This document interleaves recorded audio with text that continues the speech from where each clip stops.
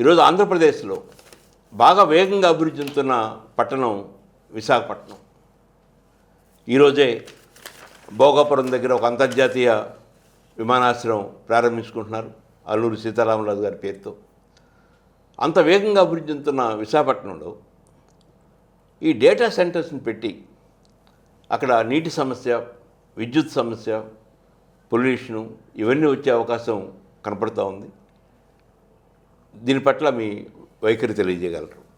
విశాఖపట్నంలో data centres, అసలు మొత్తం దేశంలోనే డేటా సెంటర్స్, ప్రపంచంలోనే డేటా సెంటర్స్, వీటి మీద ప్రజల్లో నుంచి చాలా పెద్ద ఎత్తున వ్యతిరేకత వస్తుంది. దానికి కారణం ఏంటంటే ఈ డేటా సెంటర్స్ వలన వాతావరణ సమతౌల్యత దెబ్బతింటుంది అనేది ప్రధానమైన అభియోగం. ఇప్పుడు మన ఆంధ్రప్రదేశ్ కనుక వస్తే, జగన్మోహన్ రెడ్డి గారు ముఖ్యమంత్రిగా ఉన్నప్పుడు ఆదానీ గ్రూప్కి అక్కడ డేటా సెంటర్ పెట్టడానికి అనుమతి ఇవ్వడం జరిగింది. ఆ తర్వాత ఆయన ప్రభుత్వం పడిపోవటం, చంద్రబాబు నాయుడు గారు ముఖ్యమంత్రి అయిన తర్వాత ఆదానీకి ఇస్తే మరలా జగన్మోహన్ రెడ్డి గారికి ఎక్కడ మంచి పేరు వచ్చింది అనుకున్నారో ఏమో నాకు తెలియదు, కానీ గూగుల్ని రంగంలోకి తీసుకొచ్చారు. ఇప్పుడు గూగుల్ ఆదానీ హబ్ డేటా సెంటర్ని విశాఖపట్నంలో 1 గిగావాట్ కెపాసిటీ తోటి ఈ డేటా సెంటర్ని పెట్టడానికి అనుమతిని ఇవ్వడం జరిగింది. చాలా పెద్ద ఎత్తున దీనికి ప్రచారం కూడా అదేదో ఒక స్వర్గం భూతలానికి వచ్చినట్టుగా మాట్లాడుతున్నారు. దీని మీద విశాఖపట్నంలో ఉన్న పౌరులు ఘోరాతి ఘోరంగా వ్యతిరేకిస్తున్నారు. కారణం ఏంటంటే చాలా వాటరు దాన్ని కూల్ చేయడానికి కావాలి, అలాగా వాటర్ స్కేర్సిటీ వచ్చే ప్రాబ్లం ఉన్నది, పవర్ ప్రాబ్లం ఉన్నది, అలానే క్లైమేట్ దెబ్బతింటుంది అనేది లాంగ్ రన్లో వాళ్ళందరి అభియోగం, వాళ్ళందరి ఆవేదన, వాళ్ళందరి ఆక్రందన. అయితే ప్రభుత్వం ఇవన్నీ పట్టించుకునే పరిస్థితి లేదు. కారణం ఏంటంటే ఇవాళ ఆదానీ దెబ్బకి అమెరికానే అల్లలాడిపోతుంది. ఆఫ్టర్ ఆల్ భారతదేశంలో ఆదానీ ఆపే శక్తి ఎవరికైనా ఉంటుందంటే అది ఆశ్చర్యమే. అయితే ఇక్కడ ప్రజలు కూడా ఆలోచించాల్సింది ఏంటంటే, ప్రభుత్వం కూడా ఆలోచించాల్సింది ఏంటంటే కాస్ట్ బెనిఫిట్. ఈ గూగుల్ ఆదానీ డేటా సెంటర్ రావడం వల్ల మనకి ఏంటి ప్రయోజనం, మనకు అయ్యే ఖర్చు ఏమిటి? 87,000 కోట్ల రూపాయల ఇన్వెస్ట్మెంట్ తోటి ప్రారంభం అవుతుందని చెప్తున్నారు. దీనికి ఎంత ఇన్సెంటివ్స్ ఆంధ్ర ప్రభుత్వం ఇస్తుందంటే ఆశ్చర్యపోతారు. 4వ వంతు ఇన్సెంటివ్స్ ఇస్తుంది. 22,000 కోట్ల రూపాయల ఇన్సెంటివ్స్ని ఆంధ్రప్రదేశ్ ప్రభుత్వం ఈ గూగుల్ ఆదానీ సంస్థకి ఇస్తుంది. సుమారు 800 ఎకరాలు 25% డిస్కౌంట్ తోటి ల్యాండ్ అలాట్ చేస్తున్నారు. 25% అంటే మార్కెట్ వాల్యూ 100 రూపాయలు ఉంటే వాళ్ళు 75 రూపాయలకే కొనుక్కోవచ్చు. అలాగా 25% ల్యాండ్ అలాట్మెంట్లో డిస్కౌంట్ ఇస్తున్నారు. ఇది కాకుండా వాళ్ళకు సప్లై చేసే నీటి మీద 10 సంవత్సరాలకు 25% డిస్కౌంట్ ఇస్తున్నారు.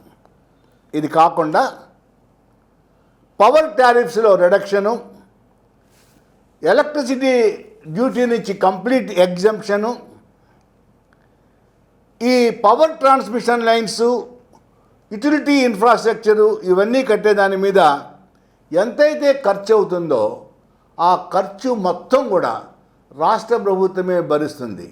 అంటే తిరిగి ఆ డబ్బుని గూగుల్కి, ఆదానీ గ్రూప్కి ఇచ్చేస్తుంది అన్నమాట. ఇది కాకుండా, ఇవన్నీ కాకుండా స్టేట్ జిఎస్టీ 100% ఎగ్జంప్షన్ ఇచ్చేశారు. దీని కాస్ట్ 2,250 కోట్ల రూపాయలు. 2,250 కోట్ల రూపాయల ఆదాయాన్ని రాష్ట్ర ప్రభుత్వం వదిలేస్తుంది.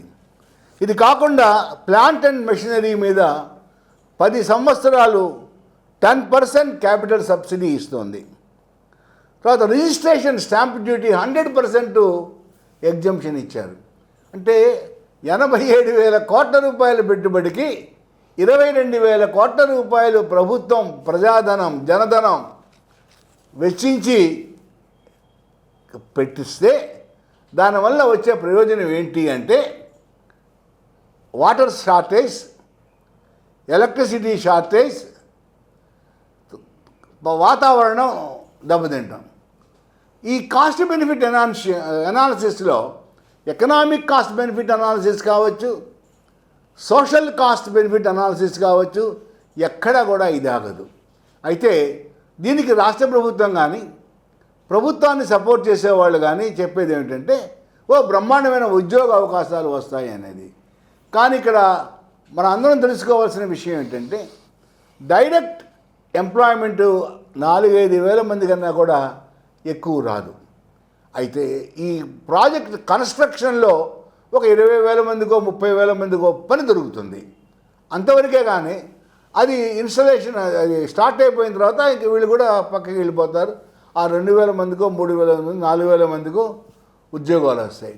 కేవలం అంతమంది కోసం, అన్ని ఉద్యోగాల కోసం ఇంత ప్రజాధనాన్ని ప్రభుత్వం ఇంత సోషల్ కాస్ట్ మీద ఇవ్వాలా అక్కర్లేదా అనేది ప్రభుత్వం ఆలోచించాలి. కానీ వాళ్ళ ప్రభుత్వం ఆలోచించే పరిస్థితి లేదు. మనం చూస్తూ ఉన్నాం, రాష్ట్ర ప్రభుత్వం కానీ కేంద్ర ప్రభుత్వం కానీ పారిశ్రామికవేత్తల ముందు మోకరిల్లుతున్నాయి. కాబట్టి ఇది మనం వ్యతిరేకించడమే కానీ ఆపగలిగిన పరిస్థితి అయితే లేదు. ఇవాళ క్రెడిట్ చోరీ అనే పేరుతోటి ఇద్దరు, జగన్మోహన్ రెడ్డి గారు నేనే తెచ్చానంటున్నారు, చంద్రబాబు నాయుడు గారు నేనే తెచ్చానంటున్నారు. అంటే ఇద్దరిలో ఎవరు ముఖ్యమంత్రిగా ఉన్నా కూడా ఈ డేటా సెంటరు రాక తప్పదు. కాబట్టి ఇక్కడ ఎందుకు రాక తప్పదు అంటే ప్రజలకు చాలా విషయాలు తెలుసు. ఒక ప్రాజెక్ట్ వస్తుందంటే దాని వెనకాల తెర వెనుక ఏం జరుగుతుందో ప్రజలకు తెలిసినా కూడా ఏమీ చేయలేని పరిస్థితి. చుట్టూ దేశమంతా అలానే అయిపోయింది. ఈ డేటా సెంటర్స్ వలన ప్రయోజనం కన్నా కూడా నష్టమే ఎక్కువ. కాబట్టి ప్రజలు అపోజ్ చేస్తున్నారు. కానీ ఆపగలిగిన పరిస్థితి అయితే ఉందని నేను అనుకోవటం లేదు.